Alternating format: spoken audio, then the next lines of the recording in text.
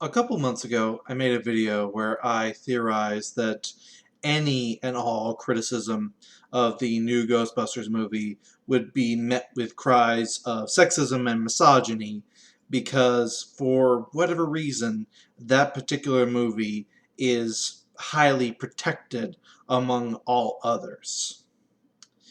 Cut to a couple days ago, where James Rolfe, the angry video game nerd, made a video saying why he would not be reviewing or even watching the new Ghostbusters movie. I will have a link down to that video in my description.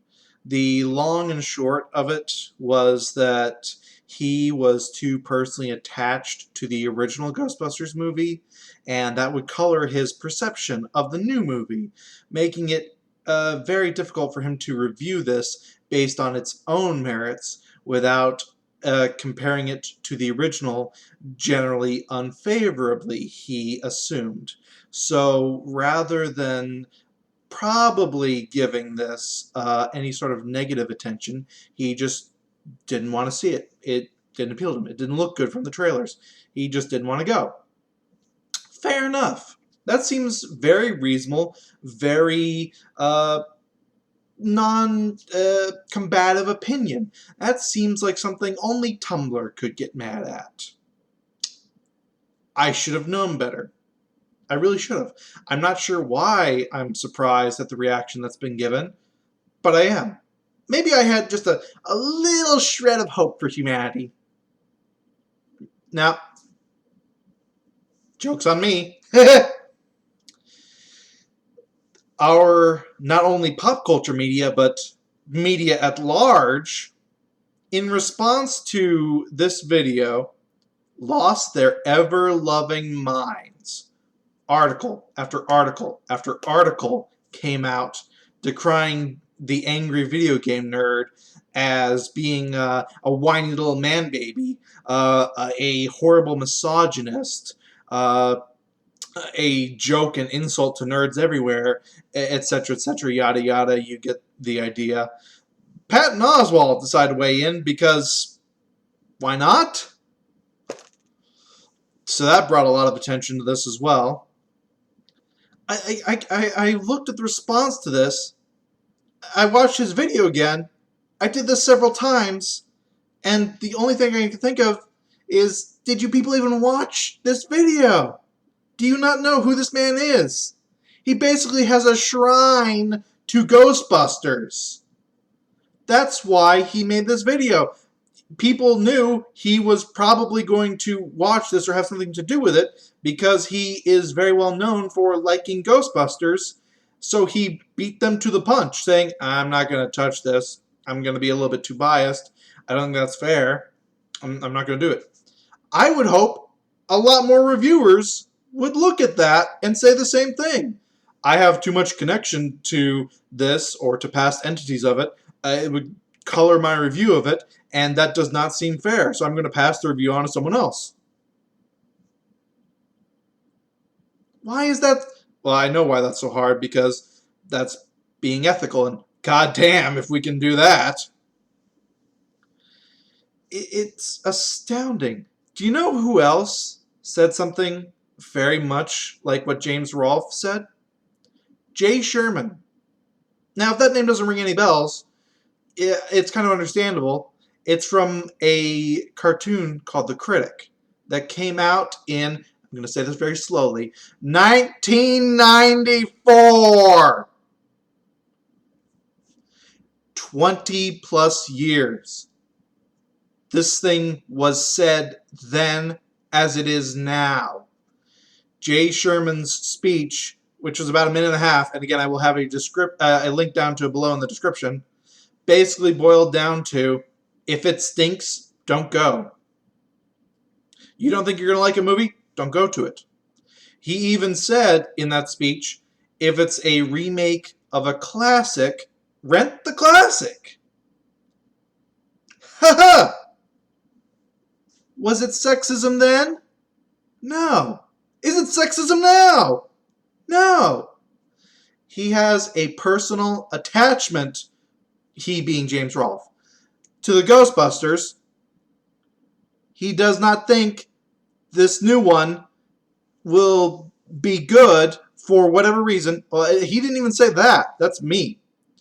He does not think he will be able to judge it fairly. He does not think he will like it as much because it is a remake rather than a sequel. So he's not going to go. That is the most reasonable opinion I've ever heard in regards to this movie. And the media could not help themselves. This is the hill the media wants to die on. I don't get why. Well, I have an idea. I cannot confirm this. This is pure tinfoil hat theory. I think Sony is paying off all these media sites. I do. I honestly believe Sony is buying all this protection. And that's what it is. It's protection. It's not favorable coverage. It's protection. If you don't like this movie, you're a sexist. Every single media site is saying this. And that's the only reason I can think of. I have never seen any other movie before its release get this kind of defense. Never have I seen this.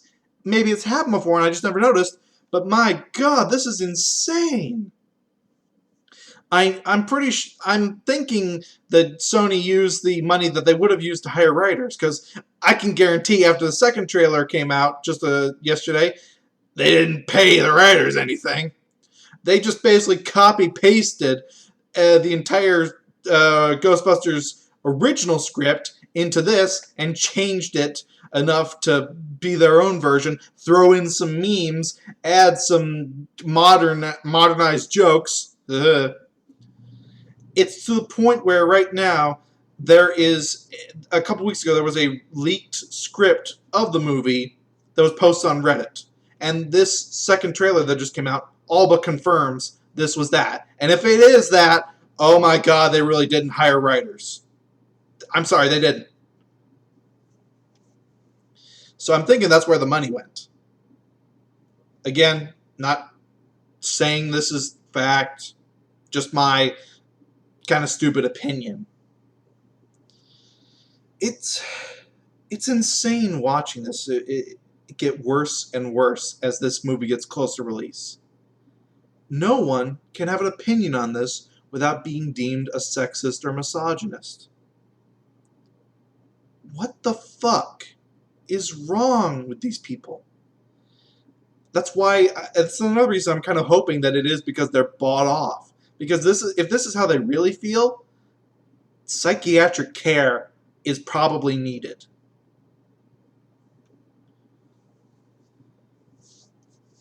I want this movie to be decent. I do. I'm not hoping it burns in flames. I've said it before and I'll say it again. I want something good to come out of this. I don't think it will, but I'm hopeful. What I'm wondering is, if it does turn out to be as bad as a lot of people are thinking, what will happen then? I'm expecting the review scores between the critics and the audience to be incredibly different on this. First of all, I can't trust any of these sites to give an honest review anymore. I can't do it.